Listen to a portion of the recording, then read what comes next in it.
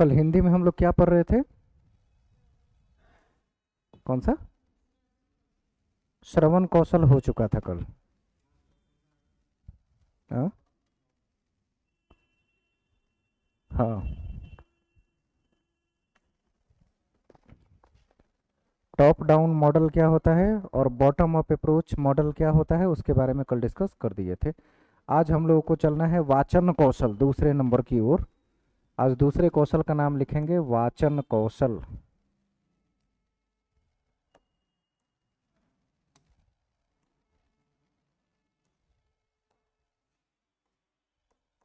वाचन कौशल। वाचन माने क्या होता है? वाचन माने क्या? बोलना। बोलना को ही वाचन कहते हैं, इसलिए सीटेट में लिखे तो अब ये नहीं कि वाचन माने भाषण समझिएगा, वहाँ समस्या आपकी बढ़ जाएगी। वाचन कौशल होता क्या है, पहले दो लाइन नोट करेंगे, लिखिएगा। टॉपिक लिख लीजिए, लिखेंगे इसमें। वाचन का अर्थ है बोलकर अपनी बात को अभिव्यक्त करना। वाचन का अर्थ है बोलकर अपनी बातों को अभिव्यक्त करना। बोलकर अपनी बातों को अभिव्यक्त करना, तो इसे क्या कहेंगे? वाचन कौशल कहेंगे।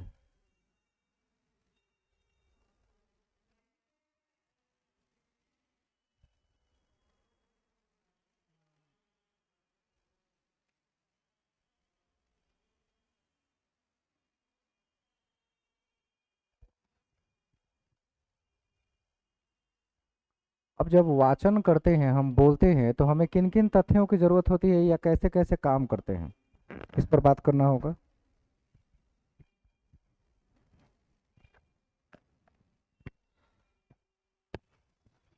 एक लाइन नीचे लिख लेंगे। भाषा कौशल में वाचन का ही प्रयोग सबसे ज्यादा किया जाता है। भाषा कौशल में वाचन का ही प्रयोग सबसे ज्यादा करते हैं। वाचन का प्रयोग सबसे ज्यादा किया जाता है।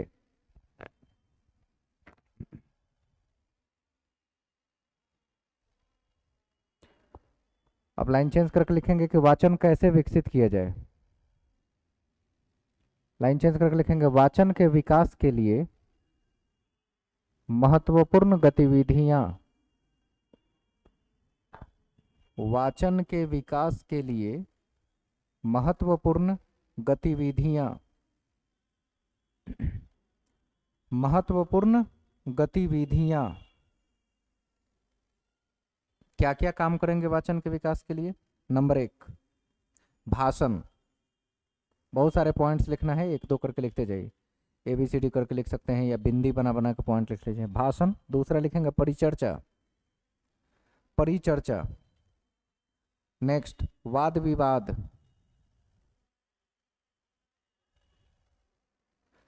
सामूहिक विचार विमर्श। वाद विवाद के बाद सामूहिक विचार विमर्श। कविता पाठ। कविता पाठ। कहानी कथन। कहानी कथन। वार्तालाप।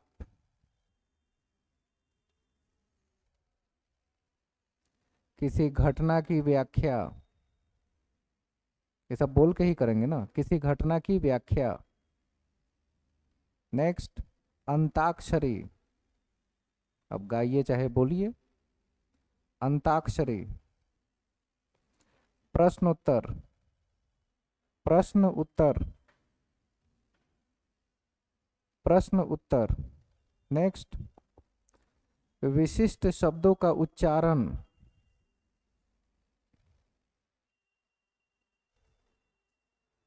विशिष्ट शब्दों का उच्चारण। रेड जल रहा है, रेड। नीचे देखिए, उसमें बॉक्स में नीचे। तो अभी आधे एक घंटे नेट नहीं आएगी।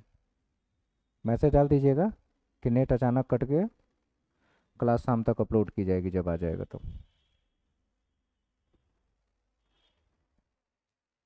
क्या बोले अंत में? हाँ, उसके बाद लिखेंगे कठिन शब्दों का उच्चारण। कठिन शब्दों का उच्चारण। ठीक है, ये सब बच्चे बोल कर ही करेंगे ना, कि बिना बोले हो जाएगा? इसमें कोई ऐसा काम है जिसमें बिना बोले काम चल जाए? कहानी कहना है या सुनाना है तो बोलना ही पड़ेगा, कविता सुनाना है तो बोलना है, अंताक्षरी। तो ये सब वो गतिविधि है जिससे बच्चों में बोलना कौशल का क्या कर सकते हैं, विकास कर सकते हैं स्कूल में। ये सब गतिविधि कराएंगे तो क्या विकसित होगा बच्चों में? बोलने के कौशल का विकास होगा। अब आगे बढ़ेंगे, लिखेंगे सुंदर वाचन की विशेषताएं। किस वाचन को सुंदर या अच्छा कहेंगे? सुंदर वाचन की विशेषताएं।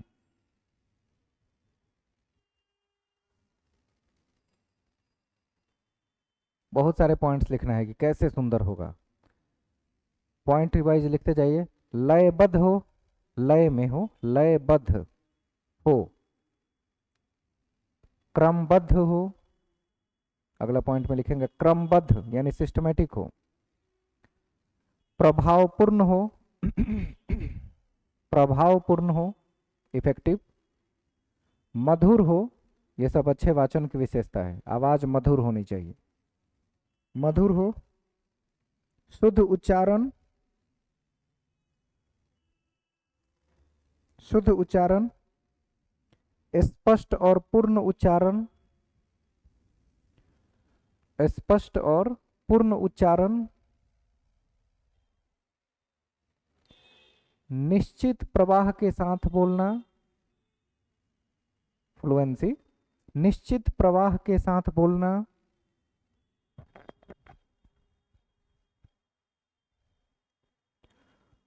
उचित हाव भाव के साथ बोलना, उचित हाव भाव के साथ बोलना।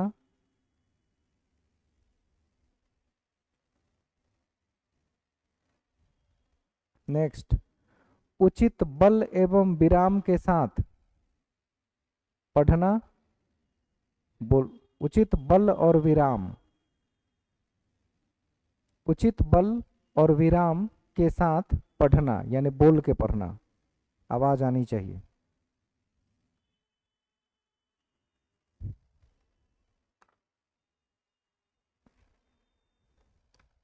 हो गया। ध्वनि उचित, उचित एवं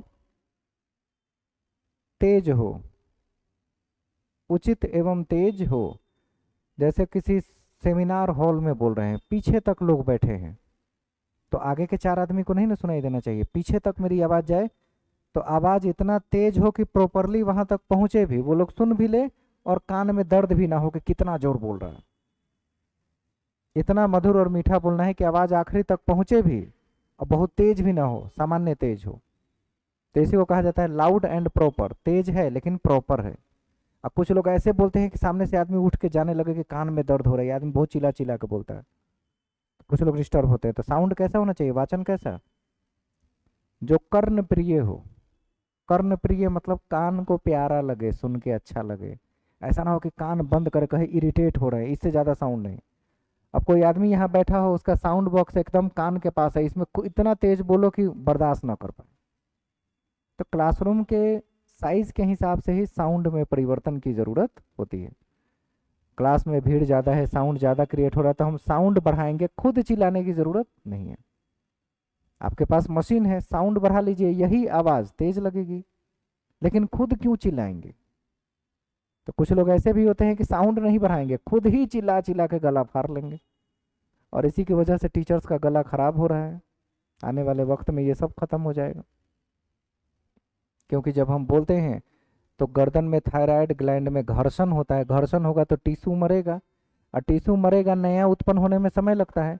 तो यहाँ पे हमेशा उसको खराश जैसा महसूस होगा, जलन होगा, खांसी आएगी बार बार। टिश्यू मरता है इसीलिए ऐसा होता है। लाखों टिश्यू दिन भर बोलने से खत्म हो जाते हैं, तो उन लाखों टिश्यू का मेंटेनेंस एक ही दिन में हो जाए जरूरी तो नहीं है। तो टीचर को अपने गले को आराम देना चाहिए, जरूरत ना हो तो मत बोलिए, और इतना ही आराम से बोलिए लगे सामान्य बातचीत और भाषा है, चिल्लाने की जरूरत नहीं है गला फाड़ने की। गला फाड़ने वाले लोगों को देखना है तो जाकर ट्रेन में बस में देखिए, जो सामान बेच रहा है, अब कैसे बोलता है, साए साए आवाज आ रही है, आवाज ही नहीं निकल रहा है। क्योंकि जब तक आवाज निकल रही थी खूब चिल्लाया, सामान बेचा ट्रेन में, बसों में, अब इतने साल बाद वो आदमी दिखेगा तो देखेगा आवाज कैसे निकाल रहा है, सामान चाहिए आपको, सामान चाहिए, लगेगा कि आवाज ही नहीं निकल रही है, वो क्या है, गला खत्म। तो टिश्यू रिपेयर होना चाहिए, और टिश्यू रिपेयरिंग सबसे तेज किससे होता है, घी से। घी रेगुलर खाना चाहिए, कितना भी टिश्यू ड्रेड होते हो उसका पूर्ति तुरंत हो जाएगा। जब अंग्रेजों के ज़माने में अंग्रेज उठा के किसी क्रांतिकारी को ले जाते थे तो बहुत पीटते थे, उस आदमी को जल्दी रिकवर कैसे किया जाए, घी पिलाया जाता था, घी खिलाया जाता था, ताकि बॉडी जल्दी रिकवर हो जाए। तो मार के पूरा बदन तोड़ देता था सब पुलिस उस समय। तो पुलिस की मार खतरनाक चीज़ है। टिश्यू डेड, घाव हो जाएंगे, वहाँ पस हो जाते हैं, अंग को काटना पड़ता है, इतना मार मारते हैं, तोड़ फोड़ देते हैं सब। तो टिश्यू की रिपेयरिंग उसी से होती है। तो गला भी वैसा ही है, इसका ध्यान रख के काम करना चाहिए। तो ये हो गई कि सुंदर वाचन की क्या क्या विशेषताएं होती है, कि आपकी बात दूसरों को क्या लगे, अच्छा लगे, सुंदर लगे, कि आदमी कितना अच्छा बोलता है। कुछ लोग ऐसे होते हैं जिसको 15 मिनट सुनना मुश्किल लगता है, किसी को 15 घंटा भी सुने तो लगता है कि कोई दिक्कत नहीं है, सुनते रहे। टीचर्स ऐसे भी होते हैं। अब हम जानेंगे कि बच्चों को अगर ये पढ़ना हो, वाचन शिक्षण विधि कौन कौन सा अपनाएंगे, लिखेंगे नाम हो। वाचन शिक्षण विधियां, बच्चों में वाचन कैसे सिखाएंगे प्राइमरी वगैरह में, वाचन शिक्षण विधियां, इसमें कई सारी विधियों के नाम लिखना है, उसमें पहला लिखेंगे। सबसे पहले बच्चे को क्या सिखाते हैं बोलने के लिए, कल ही तो लिखे थे बोर्ड पर लाइन से, वर्णमाला सबसे पहले। वही तो बोलेगा क से कबूतर, ख से खरगोश, वर्णमाला ही पहले सीखते हैं। तो पहले लिखेंगे वर्णमाला पद्धति।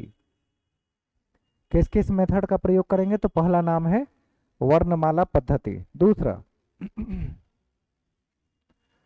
ध्वन्यात्मक पद्धति, जो ध्वनि से निकल के आती है, ध्वन्यात्मक पद्धति। तीसरा देखो और कहो विधि, देखो और कहो विधि। साहचर्य विधि, साहचर्य विधि, य के ऊपर र, साहचर्य विधि। नेक्स्ट सामूहिक पठन विधि, सामूहिक पठन विधि। नेक्स्ट कहानी विधि, कहानी विधि। नेक्स्ट वाक्य शिक्षण विधि,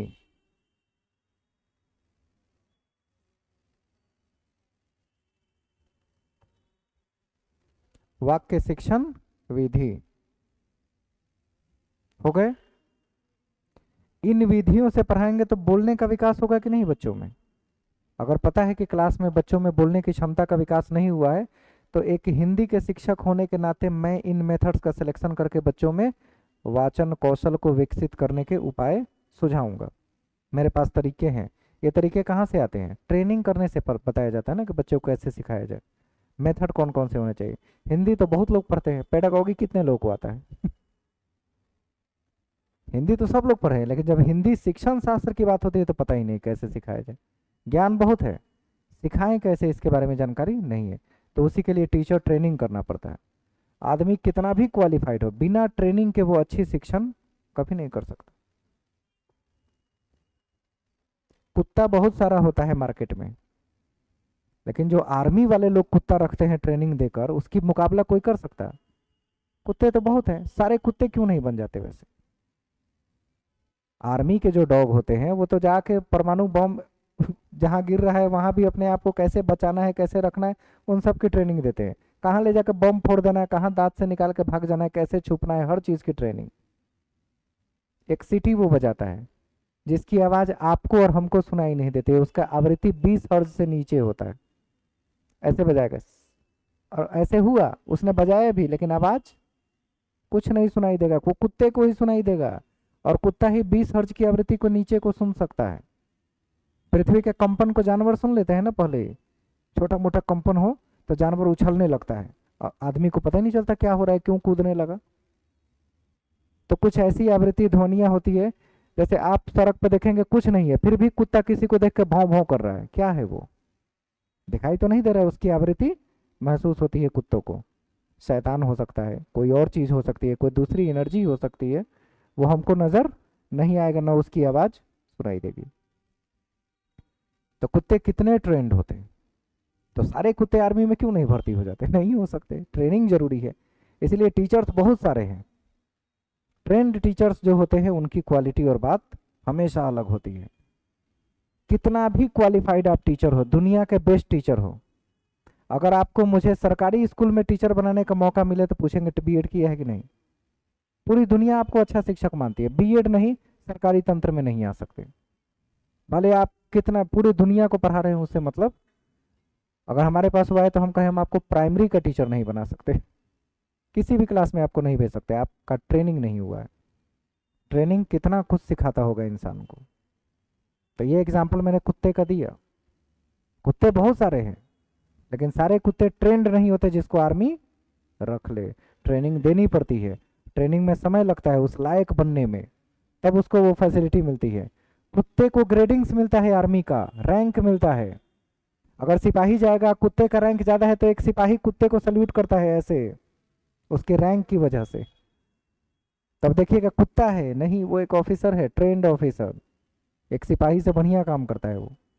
तो जो नया सिपाही भर्ती होगा, उससे उसका रैंक अगर कुत्ते का ज्यादा है तो ये सिपाही उस कुत्ते को सैल्यूट करेगा आते और जाते। ये डिसिप्लिन है आर्मी का, कि अगर उस पर बैच लगा है तो उस बैच को सैल्यूट करना है। कौन पहन के बैठा है इस बात से मतलब नहीं है, बैच उसकी पहचान है, सैल्यूट उसको करना होगा। कुर्सी को सैल्यूट करना होता है। अगर एसपी डीएसपी की गाड़ी जा रही है, आदमी हो नहीं हो, गाड़ी दिख गई तो गाड़ी को सैल्यूट करना है। सुना है कभी ऐसा कि ऐसा होता है? होता है, सब डिसिप्लिन का रूल है, ये सब डिसिप्लिन के अंतर्गत आता है। तो बच्चों को जो हम सिखाते हैं, टीचर को एकदम ट्रेंड होना चाहिए बेस्ट, तभी वो लैंग्वेज सिखा सकता है। और हमारे यहाँ कुछ भी चलता है, ट्रेनिंग हो नहीं हो टीचर बन जाते हैं। और उससे भी ज़्यादा तो यूट्यूब पर, यूट्यूब तो पूछता भी नहीं आप पढ़े लिखे हैं कि नहीं, फॉर्म भी नहीं भरवाता। कोई भी आदमी चैनल ओपन करे, क्लास शुरू कर दे, पढ़ाई लिखाई काम करता रहे। अब तक मुझे लग रहा था कि यूट्यूब सबसे बेस्ट प्लेटफॉर्म है लर्निंग का। 2024 में हमको एहसास हुआ कि इससे घटिया कोई प्लेटफॉर्म नहीं है लर्निंग का। मेरे 1200-1300 वीडियो हैं, खोज के देख लीजिए, एक भी मिल जाए तो। टोटल हटा दिए, एक भी नहीं रखे यूट्यूब पर, सब हटा दिए। आप कोई खोज के देख ले, टीचर सेलेक्ट अकेडमी दिखेगा ही नहीं। क्यों? कचरा हो चुका है एकदम समाज में। पता ही नहीं चलता कि कोई, मतलब होता है ना, गधे भेड़ बकरी शेर कुत्ता सब एक ही रेस में है। छांट ही नहीं पाते कि किसका रेस हो रहा है, गधे वाला रेस है कि कुत्ते वाला, पता ही नहीं चल रहा है। जिसके पास मिनिमम क्वालिफिकेशन हो, जीरो हो, मैट्रिक हो, वो भी यूट्यूब पर है। जो हाईएस्ट पीएचडी स्कॉलर्स हैं, जिसके 25-30 साल का पढ़ाने का अनुभव है, वो भी यूट्यूब पर है। स्टूडेंट को पता ही नहीं चल रहा है कि अच्छा कौन है। इस परिस्थिति पर आदमी आ चुका है। तो इससे बढ़िया है कि चीजें ऐसे ही प्रोड्यूस ना की जाए। अब वक्त आ गया उन चीजों से अलग हो जाने का। डिजिटल प्लेटफॉर्म पे अब मुझे कोई भी खोजेगा तो नहीं मिलेंगे, कभी भी नहीं जाएंगे। ये चीज पुरानी परंपरा पर अब वापस आ जाएगी, जो सामने आएगा सीखेगा, उसके अलावा कोई उपाय नहीं रखेंगे। आगे बढ़िए।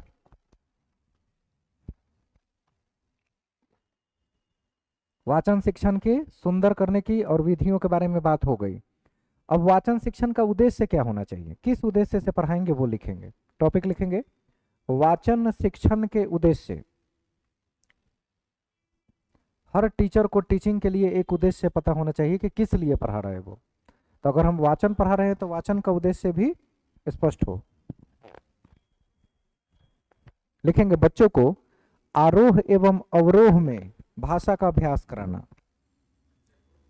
बच्चे को आरोह एवं अवरोह यानी घटते और बढ़ते क्रम, आरोह एवं अवरोह में भाषा का अभ्यास कराना, यह मकसद है, उद्देश्य है।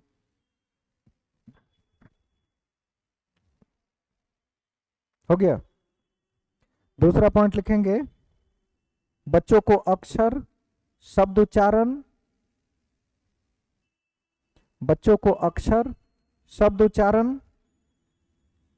तथा उचित ध्वनि बल, तथा उचित ध्वनि, ध्वनि माने साउंड, उचित ध्वनि बल के साथ वाचन कराना, उचित ध्वनि बल के साथ वाचन कराना। तीसरा उद्देश्य लिखेंगे, बच्चे पढ़कर भाव समझ सके और दूसरों को समझा सके। बच्चे पढ़कर भाव समझ सके, पढ़कर भाव समझ सके और दूसरों को समझा सके। तो दूसरों को समझाने के लिए तो बोलना ही पड़ेगा, और क्या उपाय है? खुद समझो, दूसरे को समझाओ, तो इससे वाचन कौशल का विकास होगा। आगे, बच्चों के उच्चारण को शुद्ध और स्पष्ट बनाए, बच्चों के उच्चारण को शुद्ध और स्पष्ट बनाए।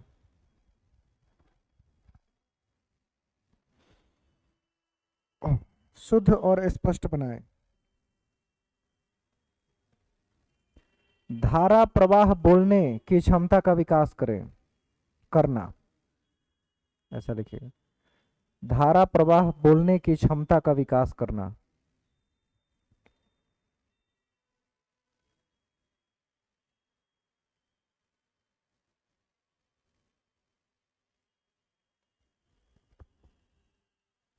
भाव भंगिमा का उचित प्रयोग करना, भाव भंगिमा, भाव भंगिमा, भंगिमा इसको अंग्रेजी में कहते हैं जेस्चर एंड पोस्चर का उचित प्रयोग करना। इन सब का संबंध किससे हुआ? बोलने के कौशल से हुआ। ये सब बोलना है, बच्चों को कैसे बोलना कराए, क्यों कराए, कैसे कराए, ये सब के बारे में पॉइंट्स अभी तक आप लिख रहे थे।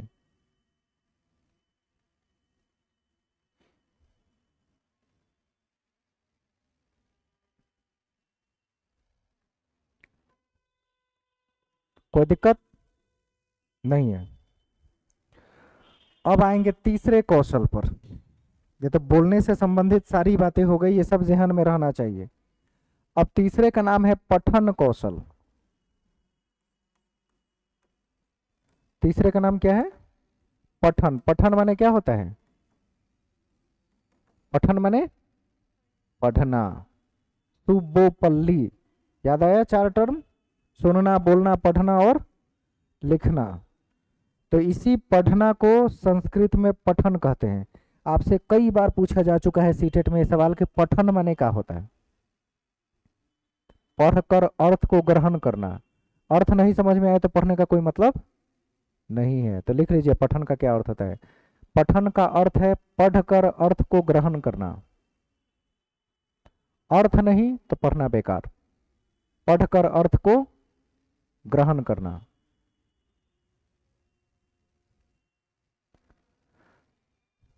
कितने लोग इसमें धार्मिक किताबों को पढ़ते हैं? रामचरितमानस हो गया, सुंदरकांड हो गया, पढ़ते हैं संस्कृत में? अर्थ समझ पाते हैं? संस्कृत पढ़ के उसका अर्थ समझ पाते हैं धार्मिक किताबों का? नहीं। वही तो समस्या, तो वही कि पढ़ते क्यों है जब वो समझ में नहीं आ रहा है। मुसलमानों में भी यही समस्या है। क्या कहते हैं? कुरान पढ़ने से पाप कटेगा या पुण्य मिलेगा, सवाब मिलेगा, ऐसा मानते हैं। कुरान के पठन से नहीं होता है। कुरान में लिखी हुई बातों को पढ़ के जीवन में आत्मसात करने से आपको पुण्य मिलेगा, क्योंकि वो आपको सही राह पर चलने की टेक्निक बताता है, कैसे होना चाहिए, आपका जीवन कैसा जीना। अब वो काम नहीं करेंगे, क्यों? क्योंकि जो पढ़ के उसमें लिखा हुआ समझ में नहीं आ रहा लिखा क्या है। अरबिक में कुरान है। अरबी कितने लोगों को यहाँ आता है? बहुत है। लेटर्स अल्फाबेट जानता है तो पढ़ने आ जाएगा। इन्नल्लाह मअस साबिरीन पढ़ लिया। इसका अर्थ क्या होता है पता ही नहीं। पढ़ने का क्या मतलब? पठन का अर्थ क्या होता है? पढ़ना नहीं, पढ़ के अर्थ को ग्रहण करना। सीटेट में ये सैकड़ों बार क्वेश्चन, सैकड़ों बार नहीं कह सकते, मतलब 10 साल में 10 बार से ज्यादा पूछ चुका है। तो मैंने जो अरबी में कहा उसका अर्थ मैं अगर खुद ना जानूं तो अप्लाई कैसे करूंगा उस ज्ञान का? साइंस पढ़ते हैं तो उस ज्ञान का अप्लाई करते हैं, हिंदी पढ़ते हैं तो शब्द का प्रयोग करते हैं। वो पढ़ के कुछ नहीं मिला, पल्ले नहीं पड़ा, किस लिए पढ़ रहे हैं? पुण्य मिलेगा पढ़ने से। पढ़ने से पुण्य नहीं मिलता है, पढ़कर उसे जीवन में आत्मसात करने से पुण्य मिलता है। तो मैंने जो कहा उसका अर्थ होता है इन्नल्लाह मअस साबिरीन, ये अरबिक में एक शब्द है, यानी कि ऊपर वाला ईश्वर अल्लाह हमेशा सब्र यानी पेशेंस रखने वालों के साथ है। जो सब्र या पेशेंस रखता है उसके साथ ईश्वर होता है हमेशा। इसलिए हर बात में हाइपर नहीं होना चाहिए, गुस्सा नहीं होना चाहिए। किसी ने आपके साथ गलत करके गया, आप हाइपर मत होइए, आप भी उसके साथ गलत मत कीजिए, आप पेशेंस रखिए। वो खुद देख रहा है उसके साथ क्या करना है और कैसे करना है। उन्होंने कह दिया कि अगर तुम किसी के साथ गलत करके आज जा रहे हो तो उसी दिन से उल्टी गिनती शुरू कर दो कि ये तुम्हारे पर कब बीतेगा। तो इसलिए व्यक्ति को कैसा रखना चाहिए? पेशेंस। तो उसमें वो लाइन लिखा हुआ है कि तुम मत घबराओ, पेशेंस रखो। कितनी बड़ी बात है। अब ये बात मुझे पढ़ के समझ में ही नहीं है कि मुझे पेशेंस रखना चाहिए, पढ़ लिया और सामने वाले से लड़ाई कर रहे हैं खूब, पेशेंस ही नहीं है अपने अंदर। तो उस लाइन को पढ़ने का क्या अर्थ, कौन सा मेरा पुण्य हो गया उस शब्द को पढ़ लेने से जिसका अर्थ ही मुझे पता नहीं। तो आज के डेट में धर्म कोई भी हो, मशवरा दिया जाता है सुनो मत किसी से, पढ़ो क्या लिखा है, कैसे लिखा है, उसका अर्थ क्या होता है। और हमारे यहाँ इंडिया में आज भी लोग धर्म को पढ़ने से ज्यादा धर्म को सुनने में बिलीव करते हैं। एक मौलाना बोले तो सैकड़ों लोगों की भीड़ लगी हुई है सुनने के लिए। बेवकूफ, पहले खुद पढ़ना समझना जानो, खुद पढ़ो, किसी से धर्म सुनने की जरूरत नहीं है। क्योंकि मुस्लिम में सबसे पहले ये कॉन्सेप्ट दिया जाता है कि इल्म को हासिल करो। अगर नहीं कर रहे हो तो तुम मुसलमान भी नहीं हो, कचरे के बराबर हो, कुछ भी नहीं हो। मुसलमानों में सबसे पहला फर्ज है अपने ज्ञान की वृद्धि। तुम मत खाओ, मत पियो, मत सोवो, मत पहनो, पढ़ो, पहले इल्म हासिल करो, वही तुम्हें बदल देगा। कितने लोग इस बात पर यकीन करते? हालात बुरे हैं ना, रीजन क्योंकि उसने अपने धर्म को पढ़ के समझा ही नहीं कि मुझे क्या करना चाहिए। रोज बैठ के ऐसे ऐसे करके पढ़ लेते हैं और उनको लगता है कि हम बहुत पाप से मुक्त हो गए। उसमें लिखी हुई बातें आत्मसात नहीं तो कोई मतलब नहीं कुरान पढ़ने का, कोई मतलब नहीं गीता और रामायण और महाभारत पढ़ने का, वेदों को पढ़ने का कोई अर्थ नहीं जब उसके लिखे हुए चीज मेरे जहन में नहीं टिक रहे हैं। कुछ बात समझ आई? तो दूसरों से धर्म को नहीं सुना जाता है। यही कारण है कि बहुत से मौलाना, पादरी, बाबा लोगों के कितना विकास हो गया है ना। इतने सारे लोग हैं, मुस्लिम में भी बहुत से बाबा लोग हैं। क्या कहते हैं? हर तरह की समस्या का समाधान, आओ फलाना ले जाओ, दुआ तावीज करा लो, किसी का अच्छा है तो बुरा कर देंगे, बुरा है तो अच्छा कर देंगे। ये सब कोई इल्म है? बेवकूफ बनाने की तकनीक माना जाता है इसको, और कुछ नहीं। तो हर धर्म में सबसे प्रमुख बात यही की गई है, तुम क्या करो? पढ़ो जो तुम्हारे पूर्वजों ने दिया है, और पढ़ के उसका अर्थ समझो, अर्थ समझ के अपने जीवन में अप्लाई करो। मैंने जब गीता को पढ़ा तो गीता के बगल में लिखा हुआ पहला शब्द यही पढ़ा, गीता, और बगल में 2 बिंदु लेके लिखा था जीवन का सार। अगर पूरे जीवन को जीना सीखना है तो गीता पढ़ना चाहिए। कितनी पुरानी किताब है। गीता में कृष्ण के उपदेशों को संकलित किया गया है। कितनी पुरानी किताब, उतना तो कुरान भी पुराना नहीं है जितना पुराना ये सब किताबें आती है, वेद, महाभारत। लेकिन उसमें समस्या एक बन जाती है कि ये सब किसी के द्वारा लिखा गया है, इसे ईश्वरीय किताब नहीं कह सकते। गीता किसी ने लिखा, वेद लिखा, ऋषि का नाम लिखा रहता है, किस ऋषि ने वेद को लिखा। ऋषि भगवान नहीं है, उसे भगवान का किताब भी नहीं कह सकते, लेकिन उसमें जीवन के जीने के तरीके को बताया गया है, ये फर्क होता है। तो जिसमें नाम और राइटर के साथ दे उसको खुद पढ़ के समझना चाहिए। मुझे किसी बाबा की आवश्यकता नहीं है, मुझे किसी धार्मिक गुरु की आवश्यकता, मैं खुद पढ़ने लायक हूं, ईश्वर ने इतना ज्ञान दिया है, उसको पढ़ के समझेंगे, सुनने नहीं जाएंगे। नहीं तो कुरान पढ़ के ही लोग दुनिया के महान उपदेशक बनते हैं, और कुरान का ही हवाला देके किसी को हम आतंकवादी बना देते हैं, क्योंकि वो पढ़ा लिखा नहीं है, जो कहेंगे वो मान लेगा। है ना खतरनाक चीज। आप उस चीज का किस रूप में प्रयोग कर ले, अनपढ़ के सामने कोई नहीं जानता। धर्म का हवाला देके लोग लड़ा दे, अधर्म में ऐसा लिखा ही नहीं है, क्योंकि सामने वाला अनपढ़ है, उसे लगता है कि ये ज्यादा ज्ञानी है, ये जो कह रहा है वो सब सही है। तो ऐसे लोग समाज को खराब कर रहे हैं। वो हर धर्म में है, कोई धर्म बाकी उससे नहीं है। अब बात समझ में आई कि पढ़ना क्यों जरूरी है, यही समझा रहे थे। पठन माने क्या होता है? रीडिंग देना नहीं, पढ़ के उसको ग्रहण करना कि क्या लिखा है, उस पर विचार करना, सोचना क्यों लिखा है, इसका क्या अर्थ होता है। तो जितना सीमित ज्ञान होगा उतना ही ज्यादा व्यक्ति की लड़ाई दुनिया से होगी। जिस व्यक्ति का ज्ञान जितना ही अपरंपार होता है उसका किसी से कोई ये नहीं होता, किसी से कोई लड़ाई नहीं। अगर हम पूरी दुनिया के 900 करोड़ की आबादी में मैं एक इंसान हूं तो अपने आप को ह्यूमन बींग कहूंगा। मैं एक इंसान कहूंगा क्योंकि मेरी आबादी मेरे जैसे लोगों की 900 करोड़ है। अब मैं अपने आप को सिर्फ सिख कहूं तो कुछ करोड़ में सिमट के रह गए कि नहीं रह गए?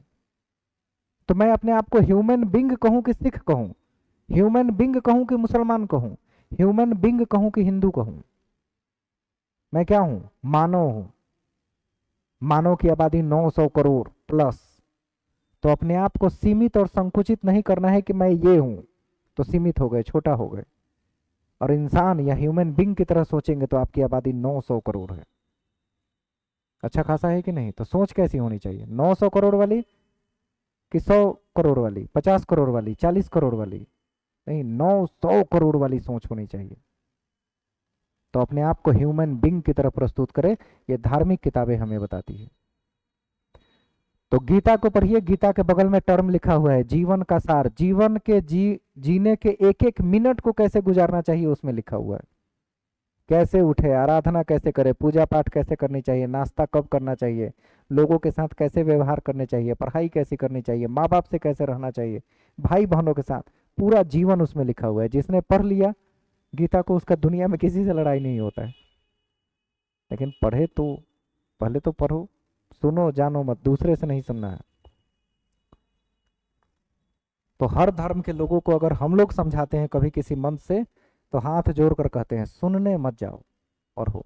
पढ़ने नहीं आता है तो सीखो, क्योंकि दुनिया का सबसे महत्वपूर्ण काम है ज्ञान को हासिल करना।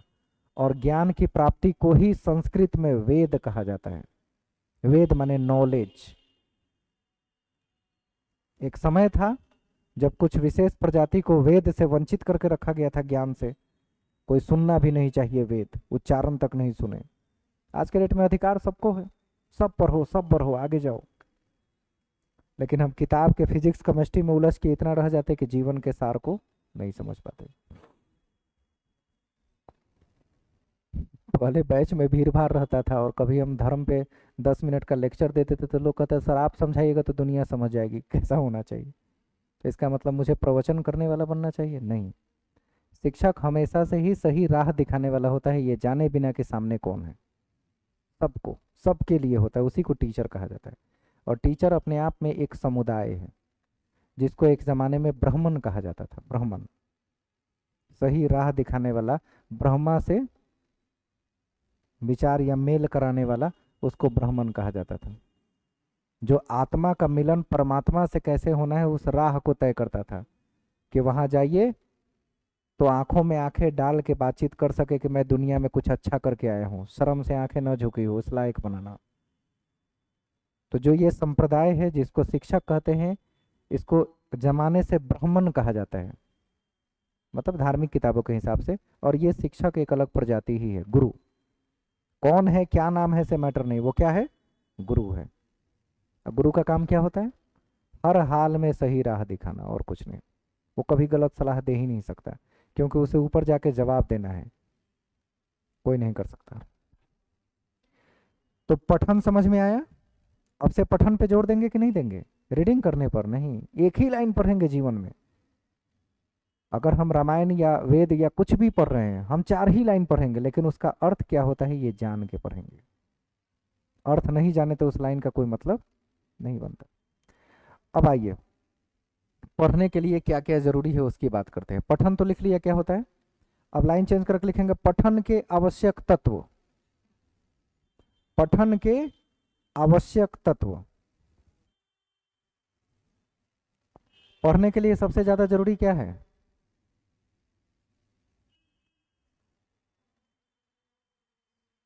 हाँ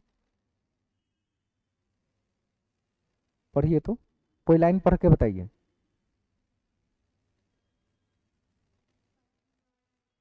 कैसे पढ़ा? अरे ये अखियां ना होती तो पढ़ते कैसे? पठन के लिए जरूरी क्या है? दृश्य इंद्री का काम करने, ये आँख काम नहीं करेगा तो देख के क्या पढ़ेंगे? आँख रहेगा तो आँख के बाद लिपि का ज्ञान दूसरे नंबर पे आता है, कि जो पढ़ रहे हैं उस लिपि का ज्ञान चाहिए। पहले क्या चाहिए? आँख चाहिए। इसलिए जब पूछा जाता है अक्सर गलत हो जाता है, लोग समझ नहीं पाते। कोई भी पूछिएगा, बहुत तेज तर्रार आदमी मिलेगा तो कहेगा पढ़ने के लिए लिपि का ज्ञान होना जरूरी है, भाषा का ज्ञान, तभी ना पढ़ पाएंगे। और वो देख कैसे रहो, पहले ये तो बताओ। आँख नहीं होगा तो देख के क्या लिपि पढ़ोगे, क्या भाषा? कुछ नहीं मिलेगा। लिखिए, पहला लिखेंगे दृश्य इंद्रियों की क्रियाशीलता। दृश्य इंद्रियों, दृश्य इंद्रिय में आंख आता है। दृश्य इंद्रियों की क्रियाशीलता। दूसरा, भाषा और लिपि का ज्ञान। भाषा और लिपि का ज्ञान। तीसरा, रुचि एवं एकाग्रता। ये सब पढ़ने में जरूरी है, एक एक करके स्टेप बाय स्टेप लिख रहे हैं। रुचि एवं एकाग्रता। नेक्स्ट, भावों और विचारों को समझने की क्षमता।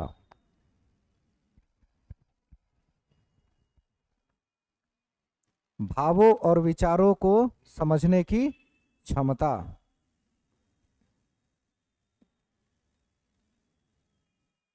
लाइन चेंज करके लिखेंगे अलग से। ये 4 पॉइंट हो गए, ये सबसे ज्यादा जरूरी है भाषा को पढ़ने के लिए। बच्चों में पठन कौशल के विकास के लिए अलग से लिखिए टर्म। बच्चों में पठन कौशल के विकास के लिए